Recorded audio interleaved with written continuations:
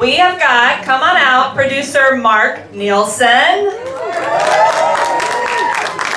producer Jonas Rivera, director Josh Cooley, Christina Hendricks, voice of Gabby, Tim Allen, voice of Buzz Lightyear, and Keanu Reeves, voice of Duke Caboom.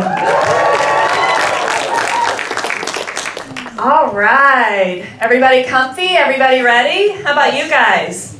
They've been working all morning, and here we go. Here's some more fun.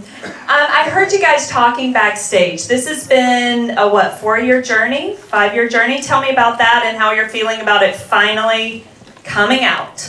Yeah, it's been 4 or 5 years. We've got a crew back at Pixar that's been working on this, trying to craft it. You know, it's a Toy Story movie. We love this. It's in the DNA of this place. We knew it had to rise to the level of the other ones, and so we just put our kind of blood, sweat, and tears into this, as did the crew of about 250 people back at Pixar. Yeah, it was a great honor to be invited. For me, I was really excited. I knew I wasn't going to be able to work with Tim and with Tom, but I knew that working with Pixar and being with these characters and these performers, that I was getting a chance to be a part of something that's legendary. And so I was really excited, and Pixar gave me a great character with Duke Caboom, and so it was really fun to be a part of this story. And it's good that we wrote Tom out. It's a big surprise, but thank God Woody's finally out of the movie, huh, everybody? About time we said sayonara to the cowboy. Tim, he's still in. Right. That's embarrassing. I didn't see the final cut. I just saw the part that I did. So is he still in the movie? We showed Tim. We cut him off about 10 minutes. Oh, wow, that is awkward. I love Hanks. And I think this is what's really cool about Disney and Pixar and Josh, all of the creators of the stories and the characters themselves and the performances, is that I think we can identify with so many different kinds of people going through different things. And Duke Caboom just happened to be a crybaby and super with a big heart and brave, who loved life, and so I think that there's a bit of Duke Caboom in all of us. My question is, was the plan for Duke always to be a Canadian and wear the Canadian flag? Yes. All right. And From day one. and that's why Keanu was perfect for the role? You know, yes, that, and also when we cast these roles, we don't want to see faces. We have a casting department, and they bring in a bunch of recordings, and so we say turn the headshots over. We don't want to see who the person is. We just want to hear the voice. We don't even know who we're listening to. And so we'll listen to a bunch and who's that, or who's that? But right away, I think we grabbed a clip of that from one of your movies. We grabbed and we're listening to, and we all went, "Whoa, who's that? Who's that? Who's that crybaby?"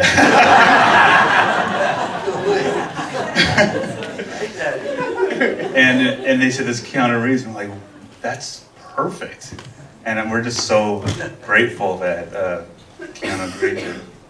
There's a lot of great Canadians that work at Pixar too, and they all volunteered to animate all of the Duke Caboom shots. So he's mostly animated by Canadian animators, almost 100%.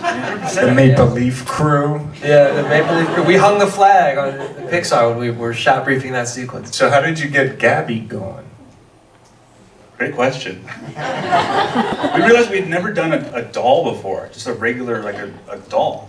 And we all have daughters, and so we look at our own kids and their toys and our toys for truths, and I just love the idea of kind of talky Tina / chatty Cathy-ish, and then also just that she'd be like the Godfather, like have minions. That to me, I was like, we've never done that, and so that's one of my favorite scenes. What I can't remember. Didn't Lotso's henchman baby? He had Big Baby, yeah. Did Big Baby make a noise? He made a weird vocalization. Baby noise, I think, yeah. He was a crybaby. He was a crybaby. Literally. He was a crybaby. Literally. But And some nice eyes too. That little- Are we going to start seeing more funny roles from Keanu Reeves? I hope so. I don't know. I mean, yeah, I hope so. I hope so. But Doesn't the next John Wick he does stand up, and he literally kills the audience. That's what I do. I come up with silly. That's kind of what I do. Make jokes like that. They're not all winners, people. like when I was playing Duke Caboom, like to get into character, I would like go Kaboom. Do you go like to infinity and beyond, like to get into the spirit of it? Ad nauseum, because I've literally said that. When that shows up on a script after 25 years, they say, and you see the last line? Yeah, I think I got that part. But they have me say it again. There's only so many ways. I know, but is that like a fun, like if you have to find the character? I find do you go to myself that? doing this a lot, reaching for the lasers and all that stuff. Yeah, it's just like you said.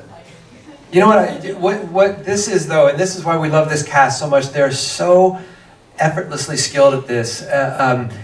We look for people at Pixar, and this goes back from Tim and the original, that don't come to it to do a cartoon voice. People think as actors, like, oh, you just do a voice, or what kind of voice do you want? And we just want the truth, human character that they bring to it. And so it's just such an honor to work with you guys, because we got to see it every time we'd be in the booth, just pure acting. And I mean, we're in a booth at Pixar, there's nothing to look at, we have nothing to show, and yet they can dig down and just breathe life into these characters. And so I just wanted to add on to that, because we're just so honored to be able to work with them. They breathe so much life into these films. It's awesome.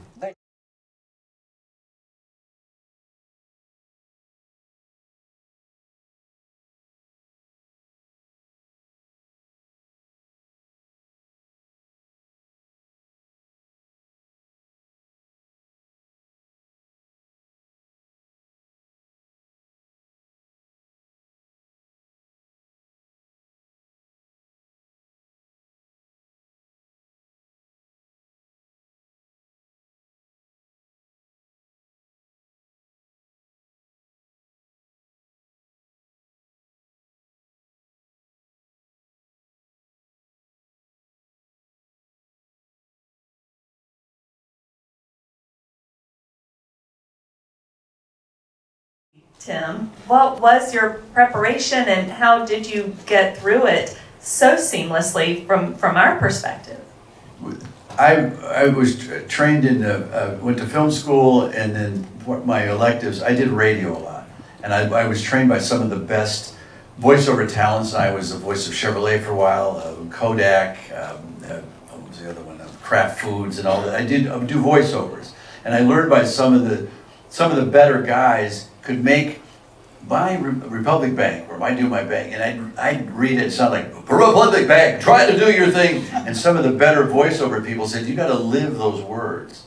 And it's a very different world, the voiceover talent world, which is kind of strange. I'm in this middle world. Those people are not excited that actors got into this business. They were trained as voiceover talents. And some of those guys, Paul Frees comes to mind, they rose to a level. I loved that process. So that's the world I come from. When I started acting, to combine those two, I love working with other actors. Doing voiceovers, it's all about the director. And they bring it out if you try it again this way, but they do honor the process when these guys let you just go and then find who Buzz is. What I will say, the last of this is, I've gotten to a point where I can't believe I'm saying this, where I'll go, Buzz wouldn't say that. I mean, I'm telling the people that created this character that I get kind of huffy. I don't know. Buzz doesn't get that excited, and he won't say that. I'm going to get some sliced pineapple. Been bothering me kind of for 25 years, and now staring at him up there on the screen. What kind of haircut does Buzz have?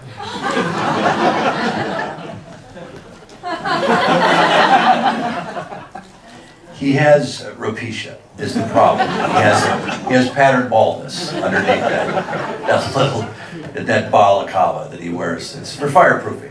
No, actually he's got a beautiful head of hair underneath there. It's rather curly, and he's got a man bun. Thank you. Nice way to end it. Okay, guys, give them a round of applause.